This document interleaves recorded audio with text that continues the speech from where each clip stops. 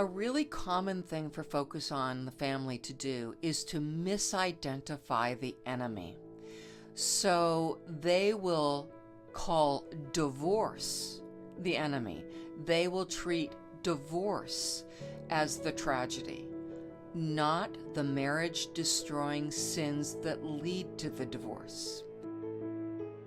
Hello, my name is Gretchen Baskerville, and I'm the author of The Life-Saving Divorce. I've been a Christian divorce recovery leader in churches since 1998.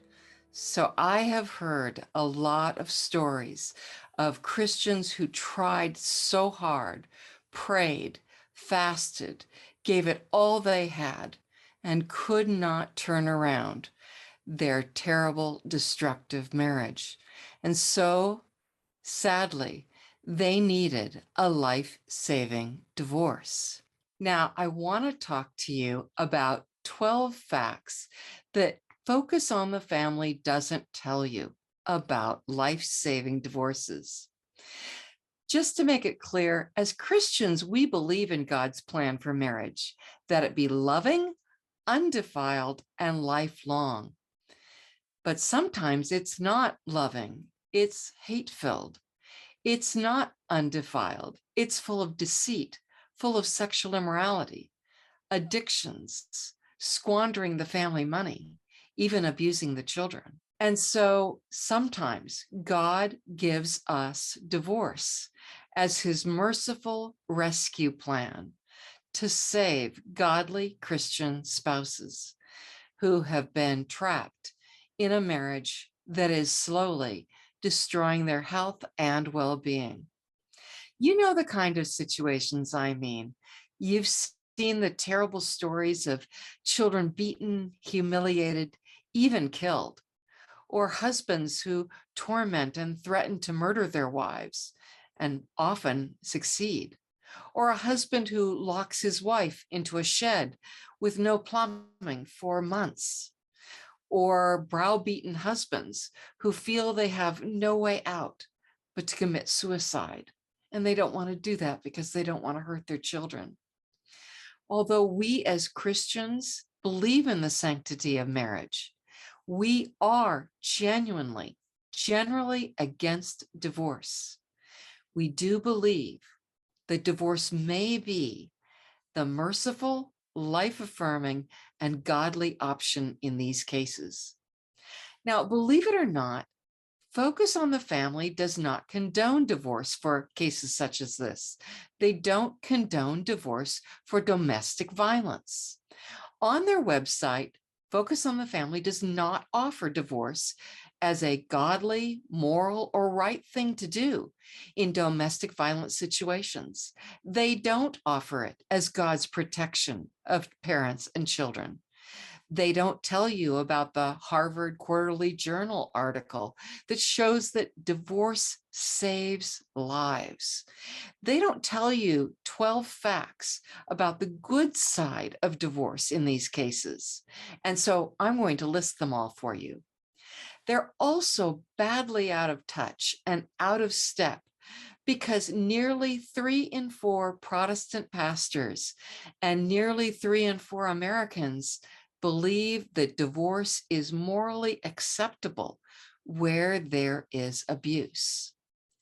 Now, before I show you the positive effects of divorce on kids and parents in these horrifying situations and the conclusions of 30 years of family research, let's talk about Focus on the Family a little bit more.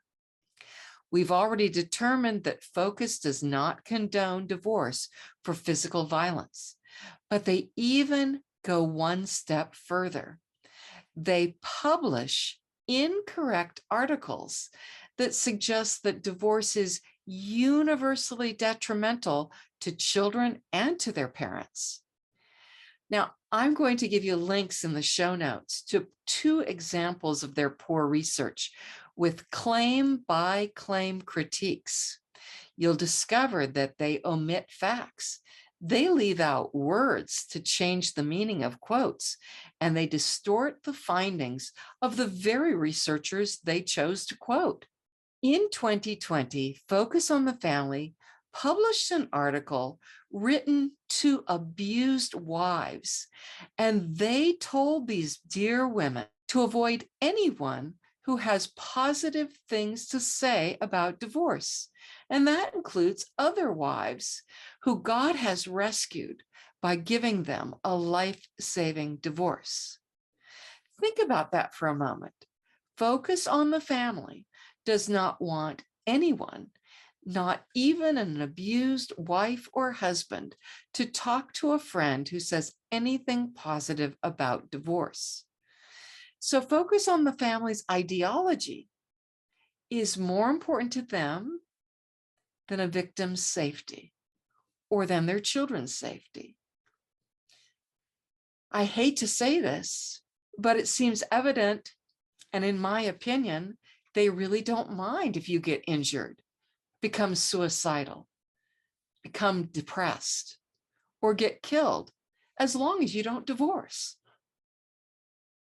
So let's go through the 12 facts that Focus on the Family doesn't tell you on any of their hundreds of web pages or in their broadcasts. Here we go.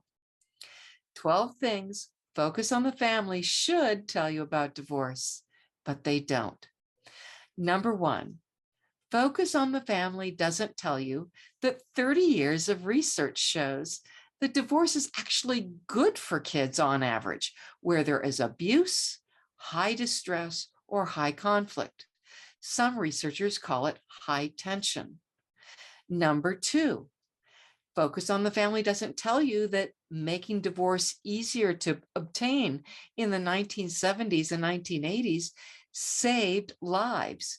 It reduced the suicide rate for wives by 8 to 16% in states that passed unilateral no-fault divorce. It reduced the domestic violence rate in those states by 30%, and it reduced the homicide rate for wives by 10%. Number 3, Focus on the Family doesn't tell you that divorce resulted in 10 times better well-being for children in those very high conflict homes compared to children whose parents stayed. So staying for the kids may actually endanger the children. Number 4, Focus on the Family doesn't tell you that divorce on average is good for the parents in these highly toxic homes. Those in these miserable, long, often decades-long marriages find that their well-being and health improves on average after divorce. Number 5, Focus doesn't tell you that abuse is so destructive to kids that living 24/7 with a father who displays 3 or more antisocial traits increases the child's likelihood of developing conduct disorders themselves.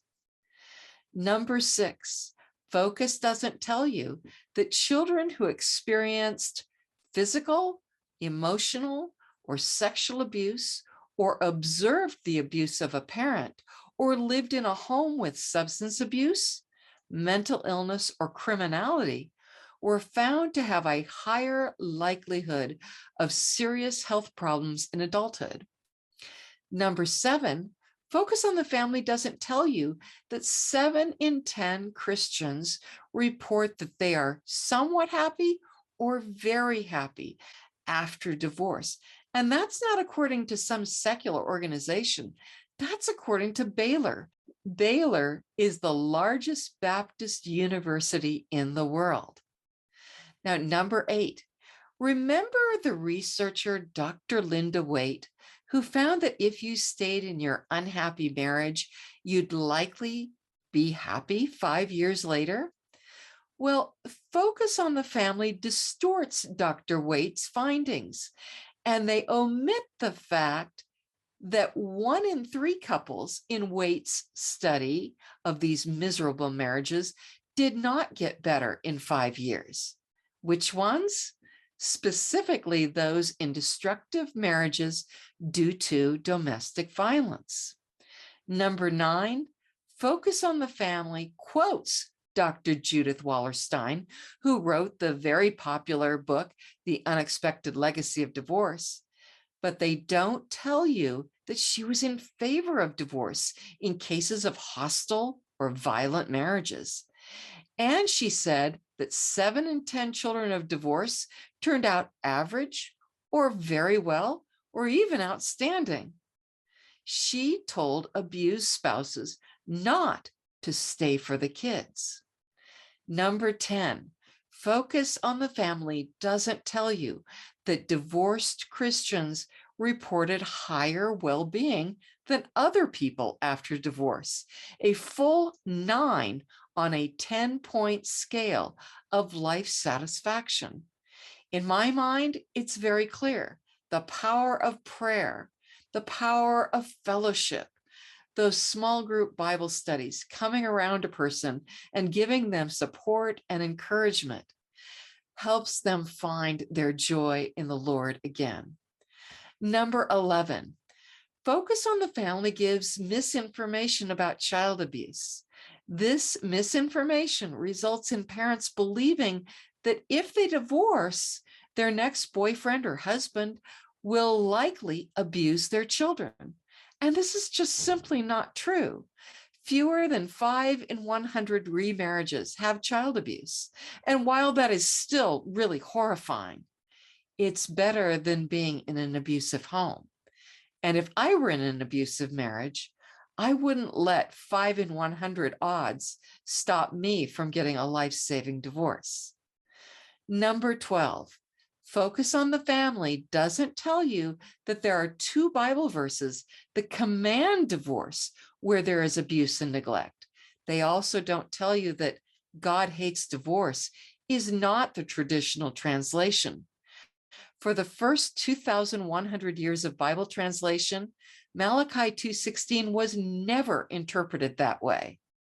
It was always an anti-treachery verse, not an anti-divorce verse. And since the publication of the Dead Sea Scrolls fragment of Malachi, no new major Bible translation has used that God hates divorce wording. Not the New International Version, the 2011 update, the Christian Standard Bible, or the ESV, the English Standard Version. Now, let me give you one more bonus. Focus on the Family doesn't tell you that most children in abusive homes are relieved when their nurturing parent gets away from the destruction, tension, and chaos by getting a life-saving divorce. Now, I'm sorry, I don't have scientific study for this claim, but I did a poll in my 2,000 member private Facebook group, and 8 in 10 of the respondents said that at least one of their children was glad they got divorced. Now, 1 in 10 said their children were opposed to the divorce, and 1 in 10 parents said, well, I just never asked my children. So with that background in mind, let's look at Focus on the Family's brand new video entitled The Effect of Divorce on Children. Hello, my name is Gretchen Baskerville, and I'm the author of The Life-Saving Divorce, Hope for People Leaving Destructive Relationships. I have been a Christian divorce recovery leader in churches since 1998, so I have listened to a lot of heartbreaking stories. One of my interests is where Christians are getting their information on divorce. Are they getting their information from reliable sources that are in touch with scientific research? Or are they just sort of well-meaning but naive and Pollyanna-ish people who really don't understand abuse? So today we're going to look at Focus on the Family's brand new video on divorce and kids. If you were going to do a video on the effects of divorce on children, you would interview someone who was perhaps a child psychologist whose practice focused mainly on children of divorce. Or you might quote several of the family researchers of the past 30 years who specialized in interviewing thousands and following thousands of children of divorce over a period of 10, 20, even 30 years. Or at the very least, you might interview someone who divorced many years ago and has raised children in the aftermath and can give some personal insights. But that's not what Focus on the Family does in this video. None of the people in this discussion have ever been divorced. Not one is a family researcher who has published a peer-reviewed study on the outcomes of children after divorce. And none of them is a child psychologist who specializes in children and divorce. The one person in this discussion who has any deep personal connection with divorce is Dr. John Trent, whose father abandoned his mother while he was still an infant. So I appreciate that he shows genuine empathy toward kids of divorce.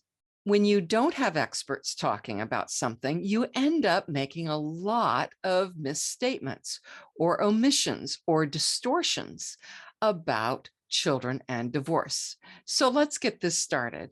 Number one, they claim there's a generational cycle of divorce, and they use that phrase over and over. But the truth is that the majority of children of divorced parents who marry do indeed have lifelong marriages. 60 of 100 kids from two-parent intact homes don't ever divorce, and 53 of 100 kids whose parents do divorce don't divorce either. So there's not a huge difference, at least not anymore as of 2019.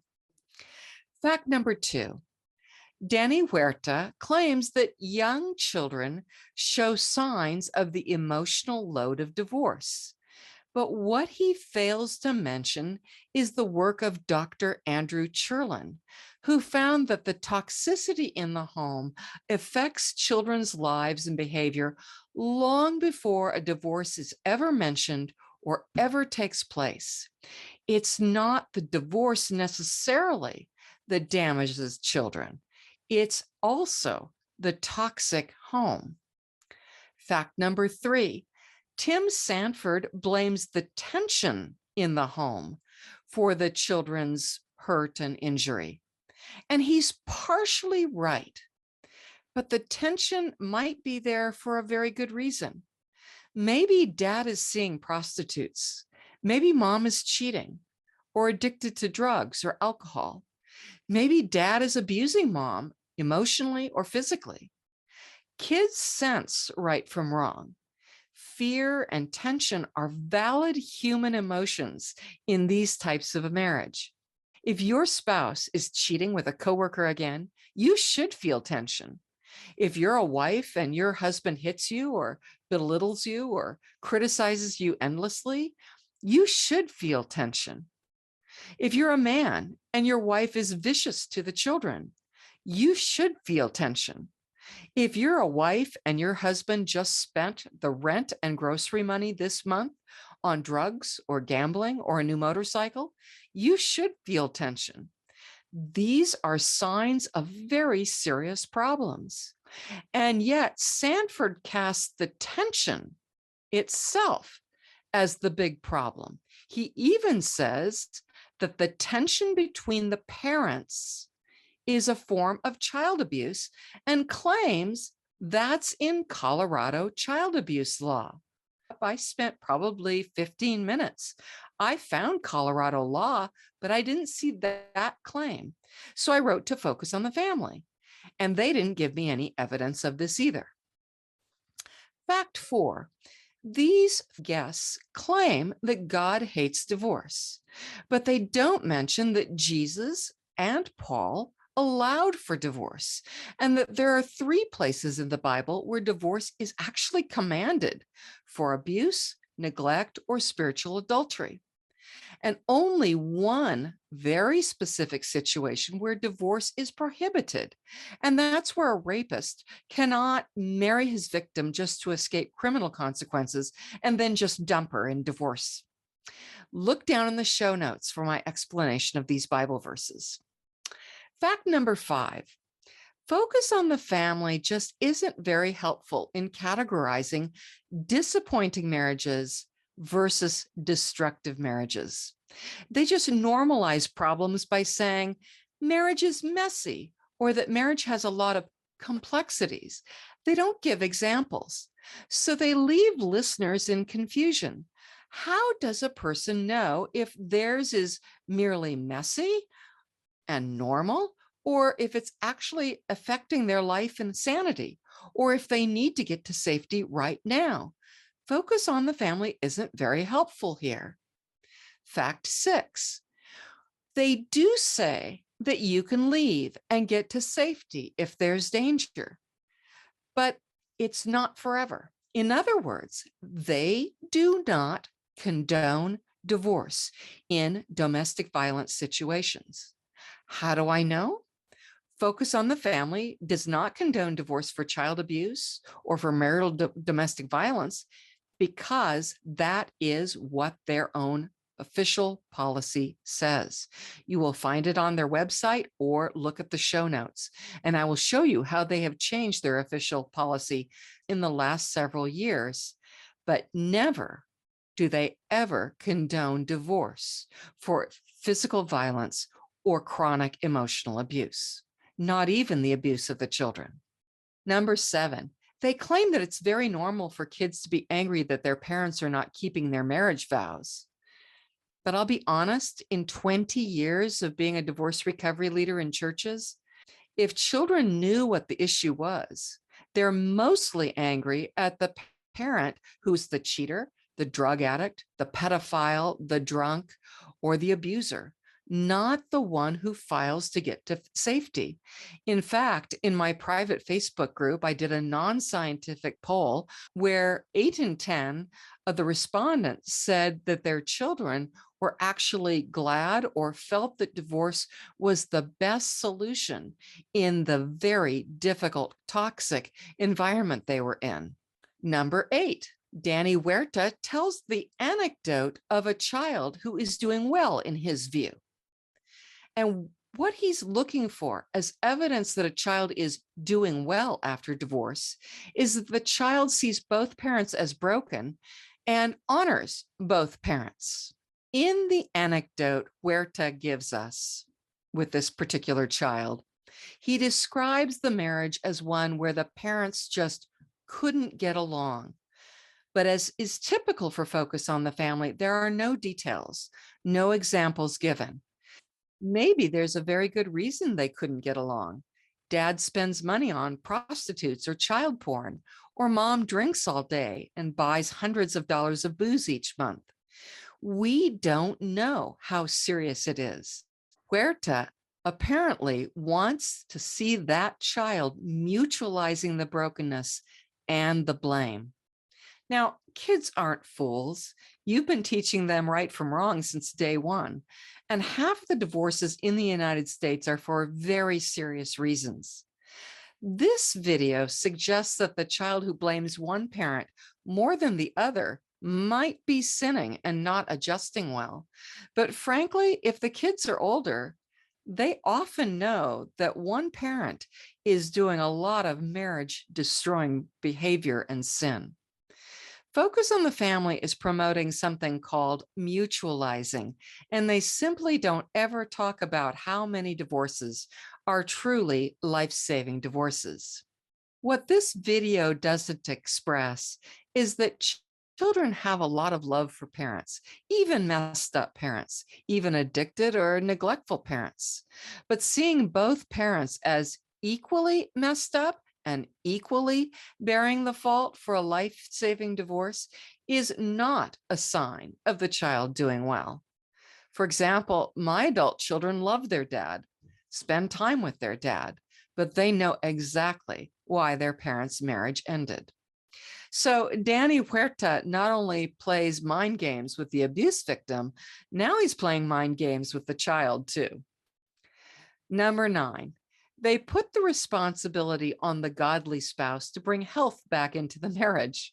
I mean, I'm sorry, These godly spouses have been trying for years, maybe even decades, and there's only so much one person can do to bring it into health insofar as your own attitudes and your own behavior go. I mean, you can't control the other person and their attitudes and their sinful behavior. You just can't. Number 10, in the video, there's this phrase: it will be so much more helpful to your kids if you decide to go get help. Well, yes, if the problem is just communication skills or problem-solving techniques or conflict resolution, those indeed will help, especially if it's a young couple who, don't have much life experience, have never held a job, they don't know how to make a boss happy, how to interact with coworkers. These kinds of techniques will be very helpful. But if one spouse just loves to sin, is attracted to the forbidden, will try to get away with almost anything while the other one isn't looking, there's really nothing the godly spouse can do. Number 11, this video advocates for something called co-parenting and setting aside your disagreements for the kids' sake. And this is really good advice if you're safe and if your kids are safe from the other parent.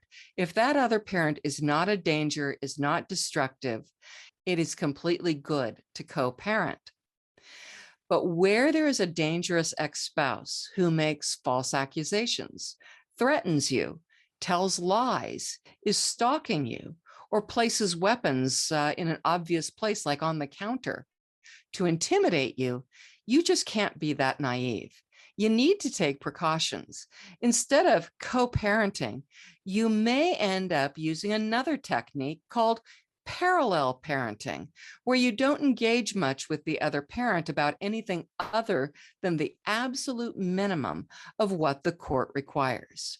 You see, the landmark Jaffe study, which is in the show notes, shows that if the father has at least 3 of the 7 antisocial traits, he is so destructive to the children that divorce actually provides some protection by removing the children at least part of the time and reducing their likelihood of developing conduct disorders themselves. Again, the Jaffe study summary is in my show notes. Finally, if you're still watching, there is a huge irony in this video.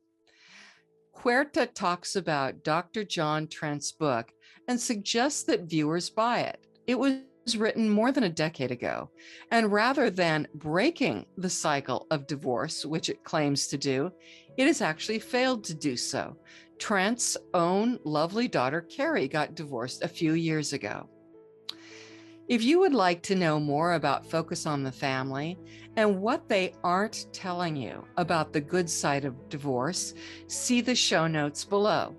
Also, if you'd like to see me go through each of their articles, claim by claim, and showing you where they have omitted or distorted or misquoted researchers, that is also in the show notes. Thank you for your time. I pray that you, as a good parent, can watch over and protect your children and keep them safe. Reach out to the Lord. He will never leave you or forsake you. If you benefited from this recording, you will find support and clarity in my book, The Life-Saving Divorce, available in paperback or Kindle on Amazon and in 2022 as an audiobook. You can also follow me, Gretchen Baskerville, on Facebook, Twitter, YouTube, and Instagram. You can sign up for my email list at lifesavingdivorce.com. Women and men of faith may request to join my private Facebook group, Life-Saving Divorce. For more on life-saving divorces, please subscribe and click the link to the next recording.